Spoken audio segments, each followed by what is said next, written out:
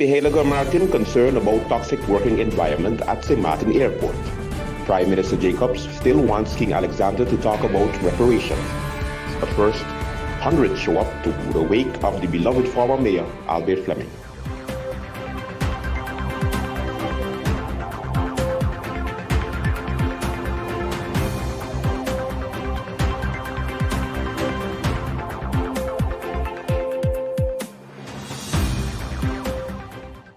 This is St. Martin Daily News for Thursday, July 6, 2023, with a synopsis of local, national, regional, and international news. I'm Andrew Dick. Thank you so much for joining us.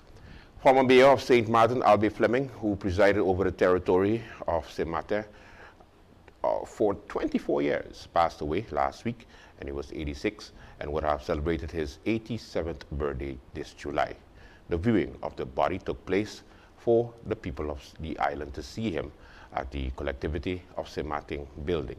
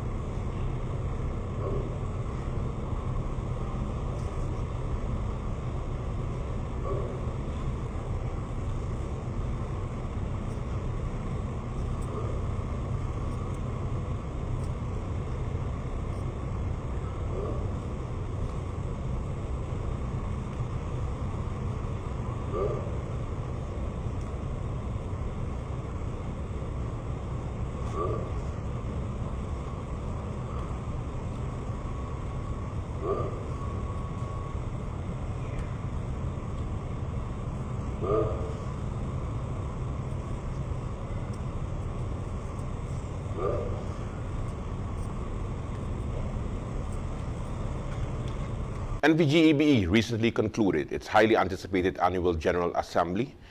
The event was held June 30th, 2023 at the Bel Air Community Center with an attendance of approximately 200 employees. The event brought together key stakeholders, industry experts, and staff members to discuss critical topics such as cybersecurity and staff motivation. The General Assembly served as a platform to connect with the employees and to reaffirm NVGEBE's commitment to maintaining the highest standards of cybersecurity and increasingly interconnected and digital landscape. With cyber threats becoming more sophisticated, the company recognizes the paramount importance of safeguarding its systems, data, and customer information. During the assembly, John Arnell of Computech shared insight into emerging threats, best practices in cyber defense, the latest advancements in technology, and why it was imperative for GEBE to enhance its security measures and implement proactive strategies to counter potential cyber risk. In addition to cybersecurity, the General Assembly also focused on staff motivation, highlighting that a motivated workforce is the key to achieving organizational structure. Mr. Troy Washington of NGBE Temporary Manager Specialist Representative discussed the challenges the company faced before his appointment. the repercussions of the cyber attack that targeted the company's digital infrastructure, as well as the vision for the future plans for GEBE. In other news, Prime Minister Severa Jacobs expressed her belief that the recent apology by King William Alexander regarding slavery and the transatlantic slave trade was incomplete without a discussion on reparations. While she acknowledged the significance of the apology, she emphasized the need to concentrate on actions and reparations to address the historical injustices. How does the St. Martin people feel about the apology? And I can honestly say I do not know how the St. Martin people feel about the apology. How do I feel about the apology? I can say. How does government feel about it? I also cannot say. As you know, after the apology of Mr. Rutte, we were asked to give our response. I gave my response. My response still stands. For me, for many people, it was important that the king apologized as well. And there was a lot of cheering that took place when that happened in the Netherlands. We did not broadcast it live, so we cannot see collectively how people may have reacted. We were at the time having our local emancipation celebration. I think for the persons who are interested, who demanded that the king also apologize, they got their apology. What for me was still missing was the discussion on reparations. What was interesting to me is the focus on how many, and in fact, highlighting the fact that many Dutch citizens are not aware of the true history of how they achieved the golden era that they were taught in school. And so I believe that there is at least a commitment in the government, including the king, to ensure that the Dutch people in the Netherlands and wherever they may be would understand, the indigenous European Dutch, would understand the true history as well, which for me would build true empathy to the plight of the descendants of the enslaved, which we are, whether we are in the Netherlands or whether we are here. For me, it is important what comes after the commas to ensure that in all our actions, so including our regular meetings, that the Dutch government keeps in mind the things that they have apologized for. And that we are treated with equality, and that the vestiges of colonialism that are still present are erased one by one. That when we, and I encourage my colleagues to highlight when you are in discussions with persons who do not realize that their approach or their or the words that they use or the manner in which that they deal with the Dutch Caribbean countries is sometimes still condescending and sometimes still reminds us of our place, that how they saw us basically, and they do not see it, that it was discriminatory. So what was reassuring is that even though some persons in the Netherlands didn't see the necessity for an apology, they believe in equality, they believe in equal human rights, and that we are all human, just as was intended by the Creator.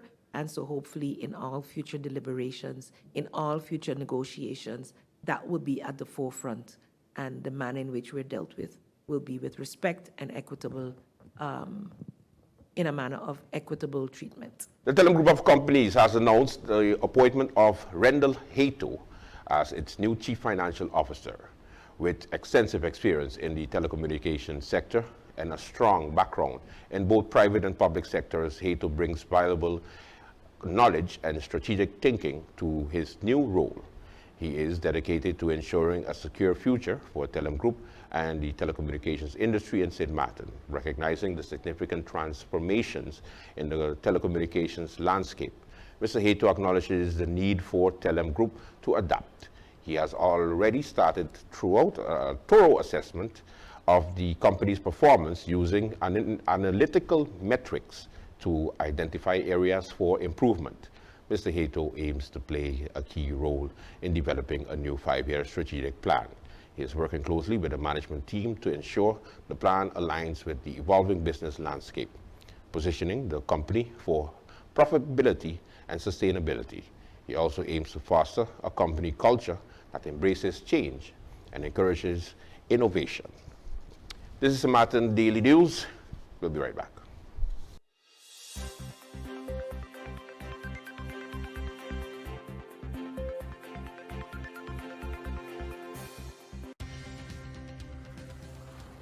At SXM, we're taking travel and tourism to new heights. Here we boast spacious check-in areas, 10 passport control points, comfortable departure lounges, and finally, there's an airport in the Caribbean that takes your travel plans as seriously as you do. Princess Juliana International Airport.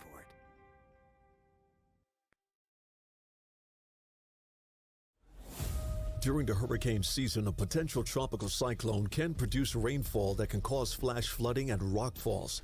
Stay away from flood-prone areas during heavy rainfall, such as Jump Up Casino on Emil Plain Road in Phillipsburg, ATLH Road Roundabout, L.B. Scott Road from Emilio Wilson Park until Cake House Supermarket, Zaker's Gut from Petro Plus gas station until the Seventh-day Adventist Church, Welcalaken Road Cahill from Welcalaken Road Roundabout until the One-Tete Loke Roundabout, Beacon Hill Road from Sunset Bar and Grill until the beginning of White Sands Road, and Rhine Road, also known as Mullet Bay Road, after Sonesto Maho Beach Hotel to the entrance of Cooper Coy from the intersection of the University Drive until the intersection of Rio Grande. For more information on how you can keep yourself and your family safe this hurricane season, visit stmartingolf.org/hurricane. This public service announcement is brought to you by the government of St. Martin. Mealtime rules. Don't serve yourself first. Do not eat with your mouth open. Don't rest your elbows on the table. Don't make noise when eating. Does not apply when enjoying KFC buckets.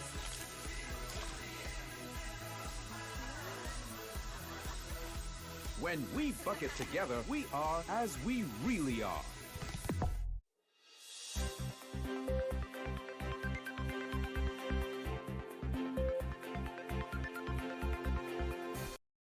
Martin Daily News. The St. Martin Police Force Traffic Department is currently conducting investigation into a serious accident that occurred at the intersection of Welfare Road and Windsor Road on June 5th, 2023 at approximately 7:30 p.m. Now, so far, the police says that a white Hyundai i10 vehicle was traveling on the Windsor Road approaching the intersection on the Welfare Road simultaneously. Beige Hyundai Tucson was proceeding on Welfare Road, heading towards the Kreutoff roundabout. Unfortunately, the driver of the I-10 failed to yield the right of way to the Tucson and proceeded onto Welfare Road, leading to a severe collision.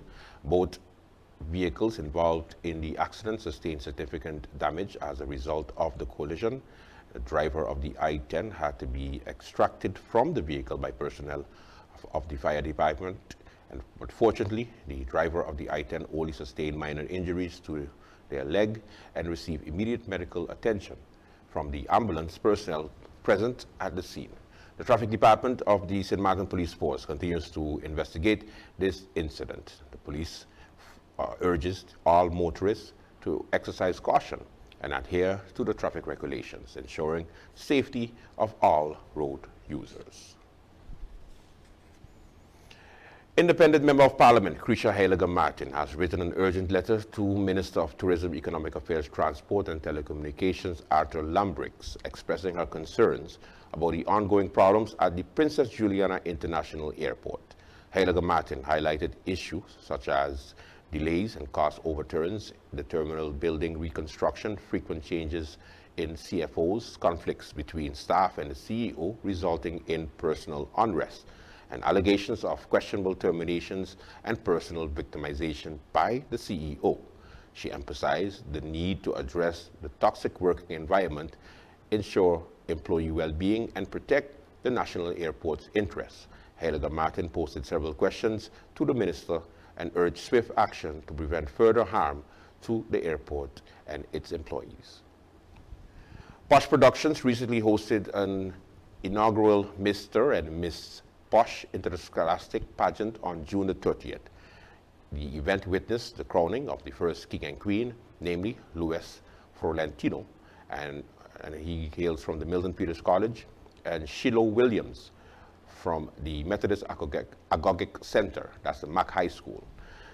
Delegates represented the various schools such as Mac High, St. Martin Academy, and MPC. Each school proudly crowned a king and queen to participate in the grand occasion.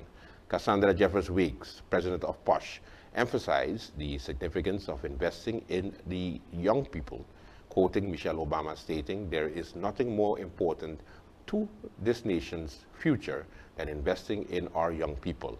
The delegates competed in various categories, including introduction, talent, creative wear, prom wear, question and answer, as well as a debate held on June the 24th. In the Miss Posh category, Amani Telford from the St. Martin Academy secured the title of second runner-up. Raisha Boyrad from the Milton Peters College became the first runner-up, and Shiloh Williams was crowned as Miss Posh Interscholastic 2023. As for Mr. Posh, Jaylene Sanderson from Mac High achieved the second runner-up position. Kevin Omius from the St. Martin Academy was named the first runner-up, and Louis Florentino from the Milton Peters College claimed the coveted title of Mr. Posh Interscholastic 2023. The Mr. and Miss Posh Interscholastic pageant, organized by Posh Productions, serves as a celebration of the extraordinary talent, intelligence, and creativity displayed by delegates from Mac High, St. Martin Academy, and the Milton Peters College. This platform provided the young persons of St. Martin an opportunity to showcase their aspirations and contribute to the growth of the island. For this evening, with 928 points, goes to contestant number 2, MPC.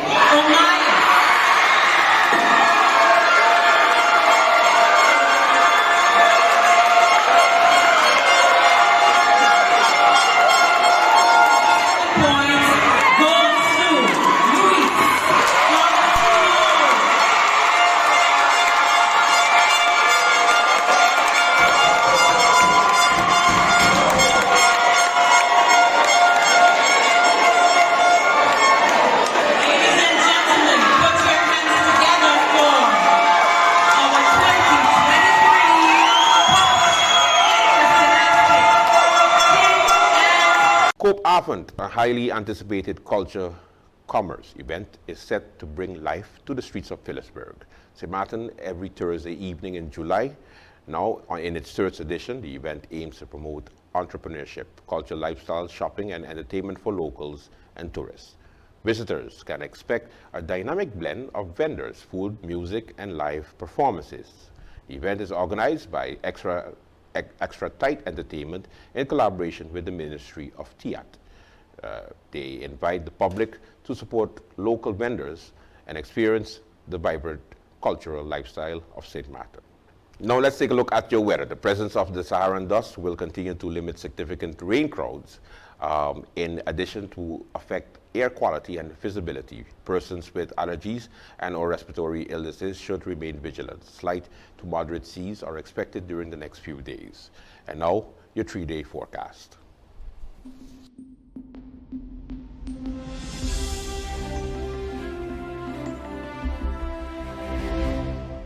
You're watching St. Martin Daily News. When we come back, more.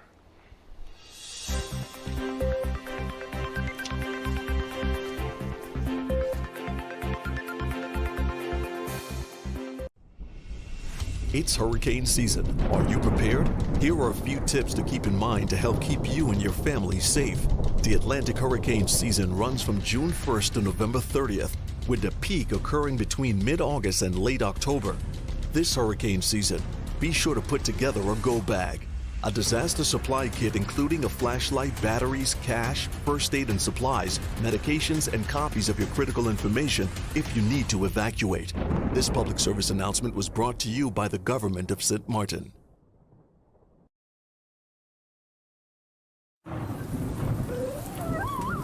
We live in a world where pets share our collective existence. As such, we have an obligation to take care of them as an integral part to our lives. During hurricane season, protecting pets is crucial. They too have an emotional and physical well-being. Create a space for them, keeping them comfortable, and after the hurricane passes, slowly reintroduce them to their surroundings once safe. This message has been brought to you by the Department of Communication.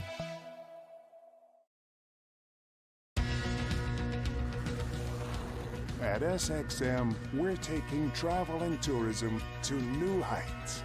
Here we boast spacious check-in areas, 10 passport control points, comfortable departure lounges, and finally, there's an airport in the Caribbean that takes your travel plans as seriously as you do. Princess Juliana International Airport.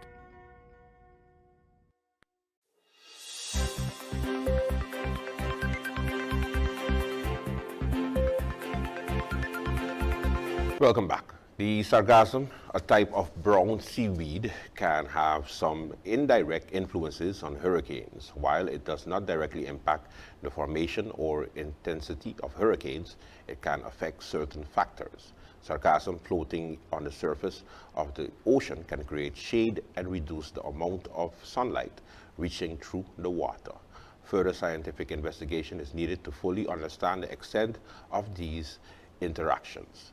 This report. Now, I've been getting this question. There is a ton of seaweed out there, the sargassum out there.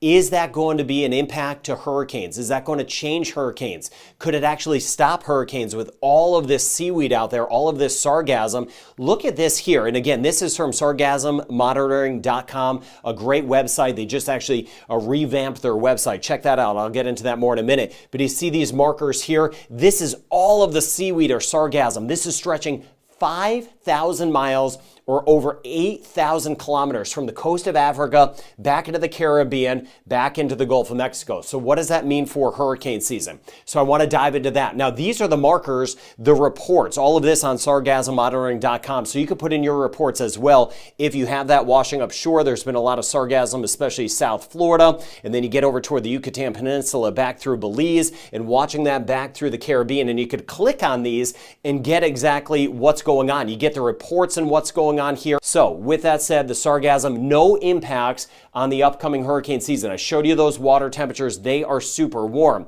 It is very similar to that brown ocean effect. Plus, we're talking about hurricanes. There's a lot of theories out there about what you could do to disrupt hurricanes, and they are doing the research on that. Cloud seeding is one, and they've been making progress in cloud seeding and trying to stop storms or help start kind of generate some moisture out there in spots that are too dry. But this is such a huge scale. So even a lot of seaweed out there, even if it did try to have an impact, these storms are so big. The processes in the world, such a global scale, very difficult to alter anything. Plus, even if you did try to alter something, that could have adverse impacts. If you were to put something underneath where a storm would go, well, if that's on the ocean, that could impact anything from coral reefs to just the entire ecosystem. So again, a lot of factors out there. But point being, the sargassum almost acts like the brown ocean effect. It is warm. The water temperatures are warm. Not expecting any impact out there, even though we have that record-breaking stretch of sargassum. Secretary of State Anthony J. Blinken traveled to the port of Spain, Trinidad and Tobago, and he attended the Caribbean Community Heads of Government meeting and the 50th anniversary of CARICOM celebration. This visit followed Vice President Harris' significant visit to the Bahamas on June the 8th, where she co-hosted the U.S. Caribbean Leaders Meeting. Chairman of CARICOM, the Honorable Roosevelt Skerrit, Prime Minister of Dominica, on Wednesday made remarks at the beginning of the discussions between CARICOM heads of government and the U.S. State Secretary Anthony Blinken and his delegation. Here is part of the beginning of the address. Joint efforts with our international partners are essential to the achievement of this goal. And there's no secret, Mr. Secretary, that the United States will have to play a very crucial role in assisting in formulating, along with the Haitian people in CARICOM, a solution to the challenges confronting our brothers and sisters in Haiti. Haiti needs us. No doubt Haiti needs us, especially at this very crucial juncture in their history. And so in this regard, I express on behalf of the community appreciation to the government of the United States for its efforts in the pursuit of a lasting solution to the situation in Haiti. I am confident that our deliberations today will further enhance the very strong CARICOM United States partnership and help to advance and enrich our long-standing relations. I want to say to you, Mr. Secretary, do not believe for once that this Caribbean community is not a true and dear friend of the United States of America and its people.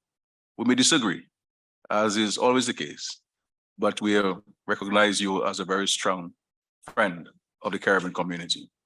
The Honorable Roosevelt Skerrit, Prime Minister of Dominica, addressed the U.S. state delegates and also the U.S. Congress delegates. Hakeem Jeffries, United States Congressman representing New York, was also present and made statements towards strengthening the U.S.-Caribbean partnership and emphasized the importance thereof.